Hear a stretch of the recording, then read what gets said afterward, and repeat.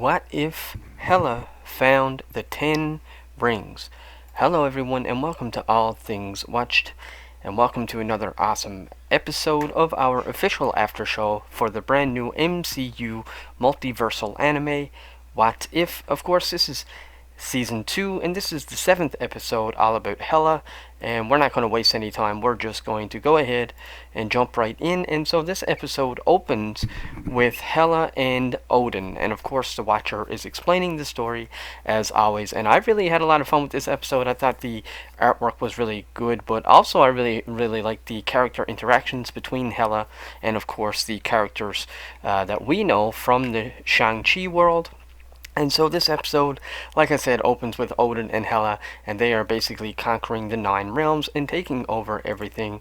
But of course, this is not enough for Hela. She wants to go a little bit further, and Odin basically puts a stop to it, and he actually takes her helmet, just like he takes Thor's hammer in the original Thor movie all the way back in 2010 or 11. And if you can remember, he even gives the exact same the exact same speech where he looks at Hela and takes her helmet and says, "Hela, from I will take your from you I will take this power," or something like that. He says, and then he goes on saying, "Whoever would be worthy of the power of Hela and be worthy of the power of this helmet would be able to have the helmet," or you know what I mean, that speech that he gives and whatnot. And he even goes as far as saying, "My father before me, his father before him." And so it was a really cool callback to the original Thor movie, and so I really really appreciated that. And also it was really cool that Kate Blanchett actually returned to voice Hela.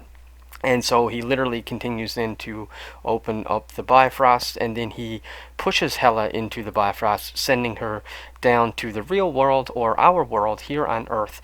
But this time, she goes to a very different location, and of course, the first thing that happens when she gets sent down is you can see her helmet here, and it gets stuck, lodged down. And I thought it was interesting that they chose to make it so that Hela would not be able to move or lift this helmet, much like Thor's hammer. So I guess it's sort of the same idea. If you're not worthy of the power of death, because technically Hela is the goddess of death, so I guess if you're not entitled to that power, the power of death, then you're not able to wield, lift, or even wear this helmet. And so I thought it was interesting that they treated it a lot like Thor's hammer. So she goes down here, she's not able to actually use the hammer.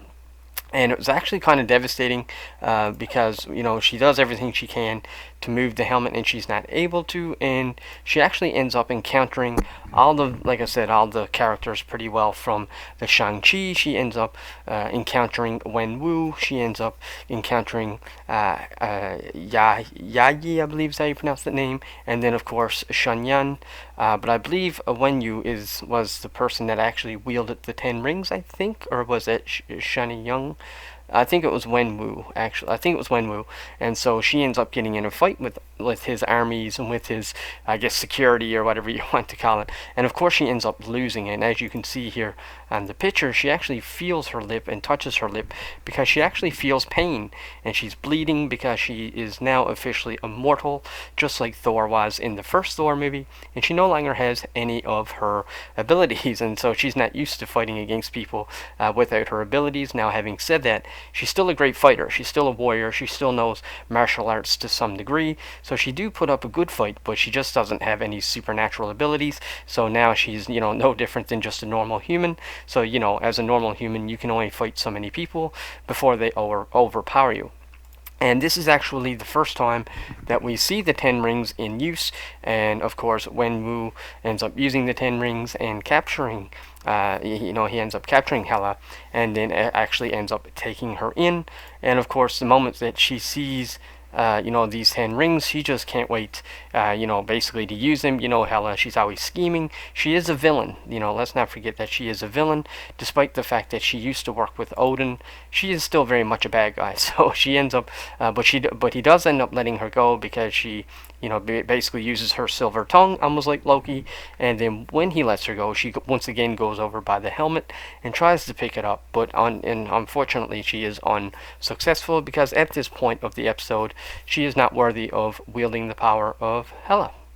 And so we get a really cool pan out shot now, which was very reminiscent, I thought, to the shot that we seen in the previous episode, all about Corey, when they sort of showed you this shot of her tribe and the tent and the little like field or meadow that they were actually living in. To me, it was very similar to that, except this time it's showing the temple of Wenwu, and it seems to me like the temple, or in this episode, I mean, it seemed like Wenwu and Yaoi were actually probably on the same side, whereas I think in the Shang-Chi movie they were actually on opposite sides. One was good and one was bad. I believe one was Shang-Chi's dad and the other one was Shang-Chi's mom. I think that's how it worked, or something like that.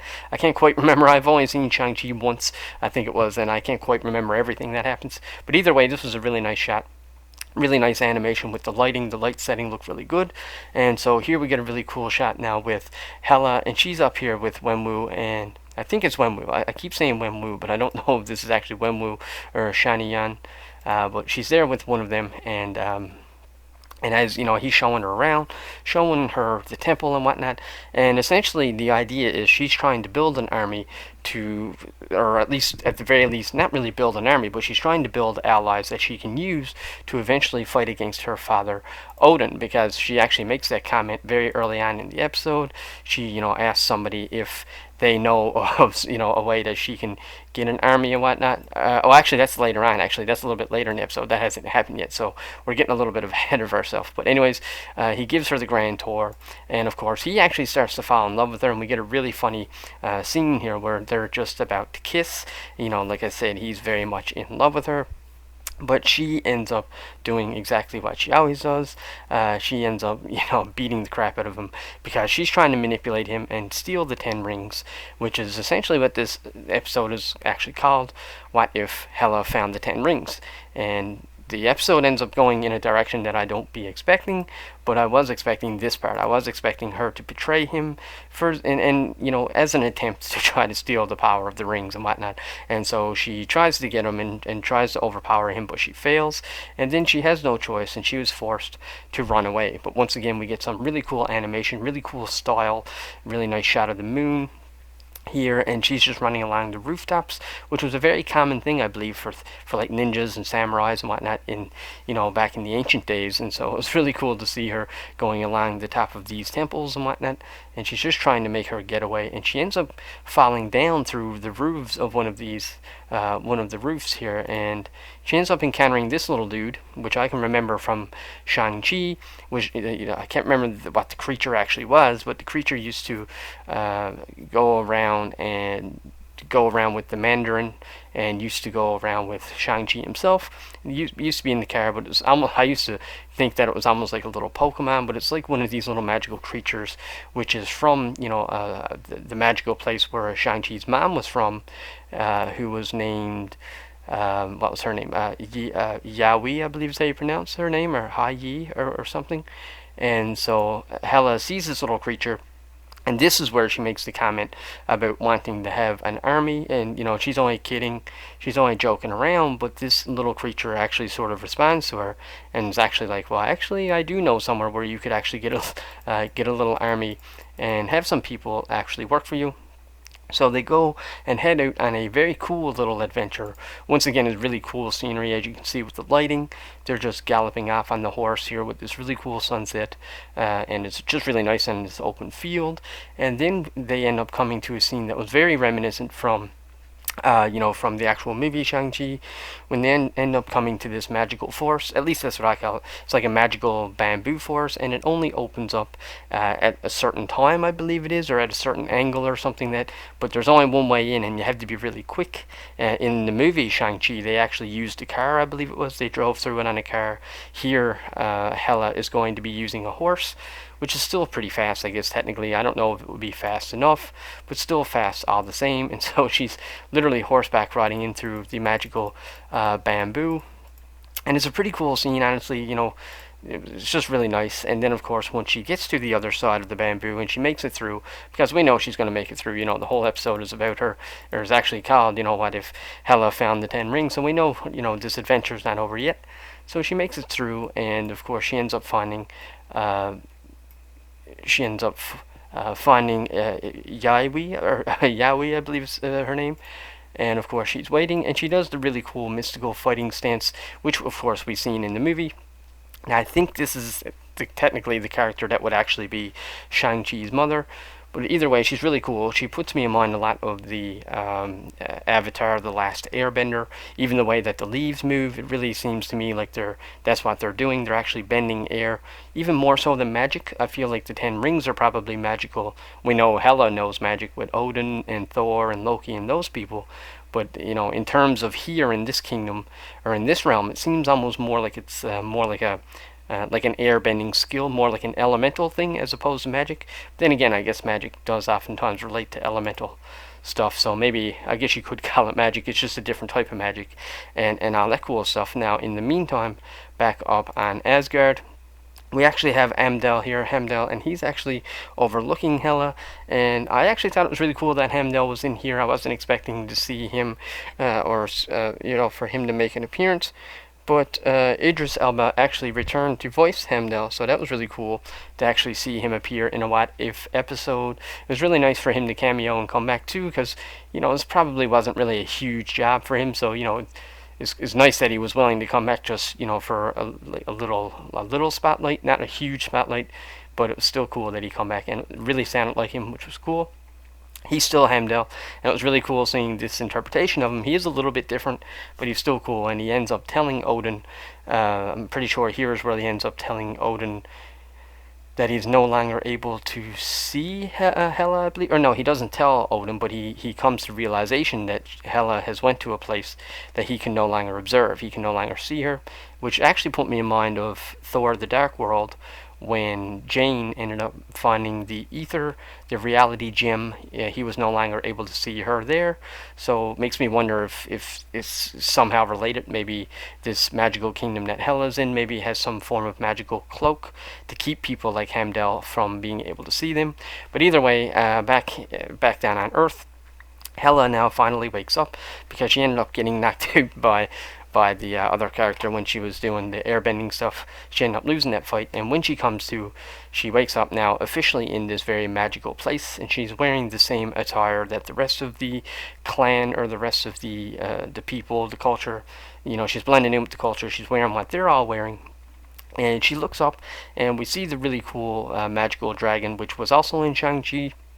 So it's cool that they decided to carry that over to this episode. That was actually one of my favorite parts of the Shang-Chi movie, was the dragon. It was really cool to see him, and it also really opens up a really interesting door for the MCU as well. Marvel hasn't really dabbled all that much in that part of the comics, or even that much in the movies, like in that type of world with the dragons and the more fantasy type stuff. I mean, the MCU had some fantasy elements, but never this far. It never went as far as dragons went until we got to Shang-Chi, and now of course What If. And so in the meantime, back up on Asgard here in space, Heimdall now goes and tells Odin that Odin tells Odin, that he can no longer see Hela, but I'm pretty sure here he also tells Odin as well that he thinks that Hela may be around, or may have access to the Ten Rings, because I'm pretty sure Heimdall tells Odin that he tells Odin that he's not able to see him, and then tells Odin, and Odin asks him, is it because she's dead? Was she killed? And then he tells him, well, not necessarily, or that it's possible that she's dead, and that it's possible because of the humans having the Ten Rings. So yeah, that's how it is. First he tells him that he can't see him, and so Odin questions, well, is it because she's dead? And then he tells him, well, it could be, but and then also tells him about the Ten Rings. In the meantime, Hela down here starts her training. She starts to make peace with these people. She starts to get along really well with these people and makes friends. And she really starts a lot of training, which I thought was really good for Hela in terms of character development, because this is a side of Hela that we haven't really seen. We've always only seen Hela as straight up a villain, as being evil, as literally being the goddess of death. But here she takes a very different approach, and it's because of these people here in this kingdom. And so once her training really begins, we get this really cool, once again, airbending magical sequence where where we have Yaoi using her airbending technique to basically send around a bunch of these red towels. And of course, these towels are actually hitting Hela and sort of not really hurting her, but definitely, like, keeping her on her toes until it gets to the point where she can't keep up, and the and ends and this magical airbending with the towels and stuff actually ends up bringing her to her knees. And this is when we get some really cool flashbacks and some really cool character development, because we never really got to see any of this with Thor Ragnarok. Hela was one of those villains in the movies that was, she was really, really cool. She's one of those villains that did stand out, but like a lot of Marvel villains, they never really developed her, and she never really had a cool arc. Like Loki is the only villain that actually had a good arc until this episode. This episode of What If really gave Hela a good backstory. And here you can see in this flashback, she was very attached to this animal or this beast or whatever it is up on Asgard. It looks like a giant dog, or a giant dog, so to speak.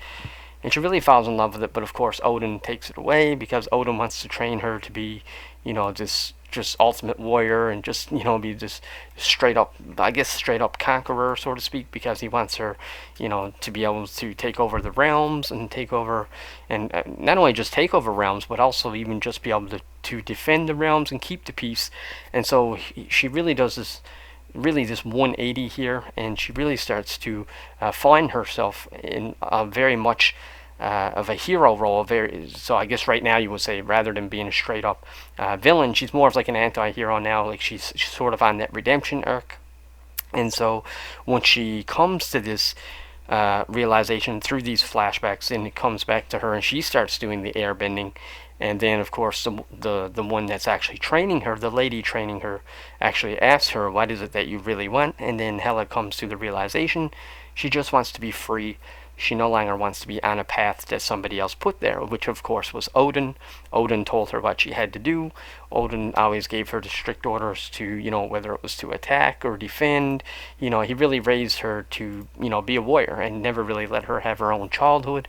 And it seemed like she was never allowed to be attached to a whole lot of things because of Odin and whatnot, or at least because of the way that their way of life was, her way of life was. So once she finally realizes that she wants to be free, then the lady training her says, "Okay, well now you can actually learn, because now you're actually willing to be free." And so we come to a really cool fighting sequence now, because Odin has finally showed up, and he has showed up because he is afraid for his daughter Hela. He's nervous that she's dead and gone, and plus he feels that the humans should not have the power of the 10 rings. He feels that it's a threat, and I think more importantly, he just feels like they're not worthy of it.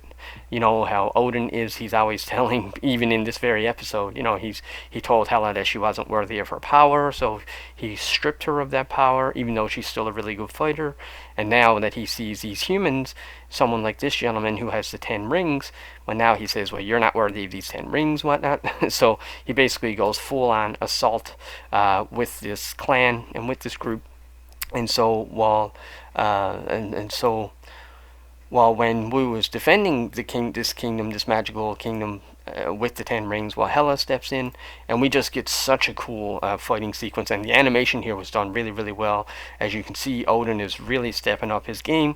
We're really getting to see the true power of Odin here, and we're also really getting to see the true power of the 10 rings, and of course of Hela herself, who's actually stripped of her power. She doesn't have her godlike powers anymore because Odin stripped them of her, and so she's no longer able to just, wield weapons and these giant spike things that she normally uses in her battles. But it's a really, really cool sequence, and the battle keeps going, and I really love this sequence here, where you have Hela, and she's, fighting against Odin, and then when Wu is here with the 10 rings, and he's just, using the 10 rings to try to contain Odin, but of course Odin is just way too strong, and he's just not able, neither one of them are able to actually contain him. Now, one thing I did really like about Odin having this sort of darker nemesis, villainous type role in this episode is the fact that we sort of get a glimpse at that all the way back, if you can remember, in Thor the Dark World, when Freyja was actually killed by Malekith the Dark Elf. When they killed him, or when he killed her, sorry, that was the first time we've seen a little glimpse of Odin sort of being a little bit darker than normal and being a little bit villainous. He was willing to do whatever it took to absolutely destroy Malekith. He was going to kill all the Dark Elves and whatnot. And so here, it's kind of like that here, except he was willing to do it for Hela, except then it become more about power. Once he seen Hela was okay, then he just wanted the power of the Ten Rings, and then it just seems like now he's more more so just on a power trip and sort of on that type of vendetta as opposed to, fighting for the greater good. So it really seems like Odin has really went the wrong way, and then Hela is went the right way. So it's like both characters have done a really big 180 here. But it was really cool to see all these characters interact, really, because you would only get that in this type of series, a what if series, because this one never really happened in 616 universe, the real MCU. And so Wenwu finally is able to overcome Odin with the power of the Ten Rings. Of course, as we know, they're extremely powerful, even though I feel like they're very underutilized in the MCU. And then of course this causes Odin to really lose his mind, and he ends up grabbing Hela. He's like choking her out, trying to kill her, or basically about to kill her. And this, of course, is when she now officially becomes worthy of her power, and her crown returns. And this time she gets a whole different attire, which I thought was really cool, just because normally whenever we see Hela in uniform, especially when she's wearing her crown or her weapons of death and mass destruction, she's always black. It's always very black. And this time she's all white, which is really appropriate because now her attire has changed with her attitude. She's no longer this goddess of death. She now sees the value of life. So I guess you could say to some degree she's kind of like the goddess of light now. And of course now her uniform and her whole magical attire actually suits that, and now corresponds with her new personality and her new outlook on life. And so her and Wenwu ends up officially working together to overcome Odin, and they actually win. And then, of course, once they end up beating Odin and taking down Odin, then they end up actually sort of having this more galactic alliance, and we get this really cool scene with Hela riding the beast, which I think is the same beast that was in Thor Ragnarok, that the Incredible Hulk ended up fighting during Ragnarok. Right before Ragnarok, I guess. And then, of course, we see Wenwu running along the Ten Rings, once again showing the power of the Ten Rings and just showcasing something that you can use them for.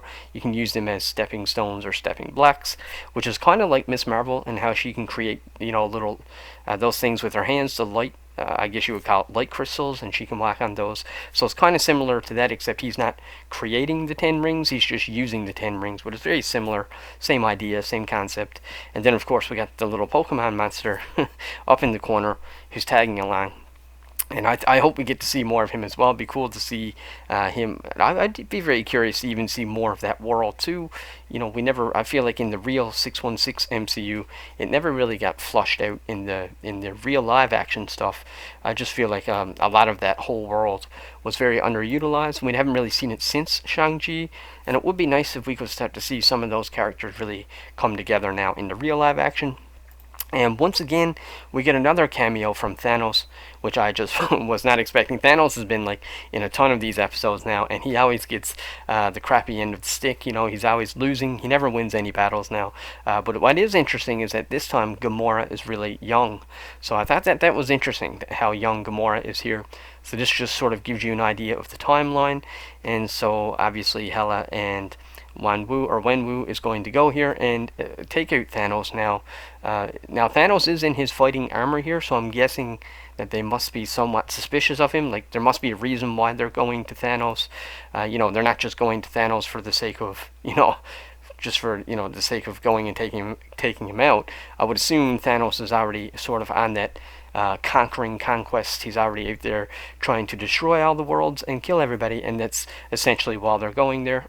But it's really cool to see that team up, and that's pretty well all that happens in this episode. There's not really a whole lot of crazy stuff.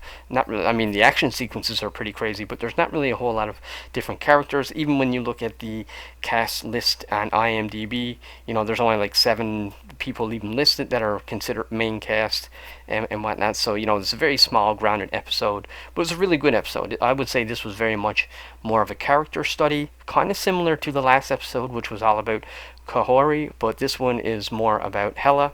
It's all about Hela, and I was actually very deceived because I didn't really know the title of this episode until I was actually about to watch it, and when I seen that it was about Hela finding the 10 rings, I actually thought she was going to be using the 10 rings. I didn't think it was going to be about her, sort of using the 10 rings or finding them in the sense of literally just finding them. I thought that she was actually going to yield them and use them, but I did like the parallels from the original Thor movie. I did like how they, how Odin actually took her power and made the helmet to be a lot like the hammer, how she would not be able to move it, she would not be able to lift it, and she would not be able to actually put it on. So I did like those elements and those little parallels, those little callbacks. It's funny because I feel like this season of What If is really doing more callbacks to phase 1, 2, and 3 than even the previous series or season of What If. I feel like the previous season relied more on phase 4 and 5 than what this one does, even though technically this is phase 5. But it was still, you get what I mean. Like a lot of the characters, a lot of the callbacks, a lot of the parallels are actually from stuff that we've seen many years ago. We've seen a bunch from The Winter Soldier, Avengers 2, Avengers 3, Thanos is in multiple episodes, Korg is in multiple episodes, which, he was introduced in Thor Ragnarok, so actually he was in Love and Thunder too, but still he was really funny and more prominent in Thor Ragnarok. But either way, this was still a great episode, and I had a lot of fun with this one. Like I said, I really liked seeing Hela interact with Wenwu. I really liked her being trained by Yaoi.